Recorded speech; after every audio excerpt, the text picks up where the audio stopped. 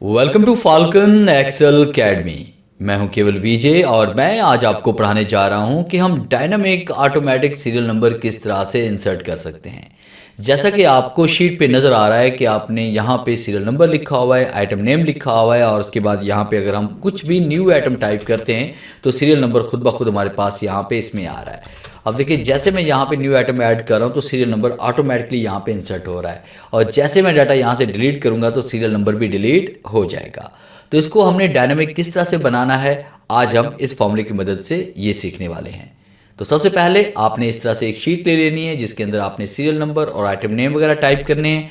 अब उसके बाद इस डाटा को मैं यहाँ से डिलीट कर लेता हूँ ताकि मैं आपको यहाँ पे कम्प्लीटली इसको परफॉर्म करके दिखा सकूँ। तो इसके लिए आपने क्या करना है, सबसे पहले आपने यहाँ पे सीरियल नंबर के सेल में आपने क्लिक करना है। क्लिक करने के बाद इज इक्वल टू आप राइट करेंगे और उसके बाद आपने यहाँ पे फंक्शन अप्लाई करना है इफ़ का। उसके बाद सेल रेफरेंस हमारे पास यहाँ पे B3 है, आपने यहाँ पे क्लिक करना है। क्लिक करने के बाद अगर ये नॉट इक्वल हो जाता है तो यहाँ पे इसको हमने खाली छोड़ देना है और उसके बाद कॉमा टाइप करके यहाँ पे रो का फंक्शन हमने अप्लाई करना है। अब रो टाइप करने के बाद आपने सेल रेफरेंस हम देंगे वो A1 देंगे। आपने यहाँ पे A1 टाइप करना है, फिर ब्रैकेट क्लोज करेंगे, उसके बाद फिर आपने कॉमा देना है। अगर फर्ज कीजिए कि हमारे पास B3 खाली हो जाता है तो कंप्यूटर क्या जवाब दे, वहाँ पे खाली, यानी कि खाली सेल, उस सेल को खाली छोड़ दिया जाए। ब्रैकेट क्लोज करेंगे और एंटर प्रेस कर लेंगे। अब इसी फॉर्मूले को आपने ड्रैग करके तमाम सेल्स के अंदर आप पेस्ट कर लेंगे जहाँ जहाँ आप सीरियल नंबर को ऐड करवाना चाहते हैं। अब यहाँ पे क्लिक करते हैं। क्लिक करने के बाद जैसे मैंने यहाँ पे टाइप कर लिया, फर्स्ट के मैंने माउस लिखा तो देखिए सीरियल नंबर इसमें आ रहा है।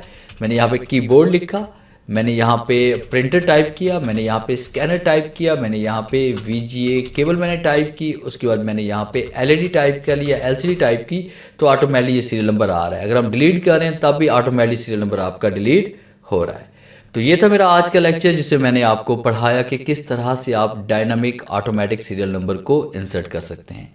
उम्मीद है आज इस लेक्चर में ज़रूर कुछ नया सीखा होगा। वीडियो अच्छी लगी है तो लाइक करना मत भूलिएगा। मिलते हैं हम नेक्स्ट लेक्चर में, तब तक के लिए गुड बाय।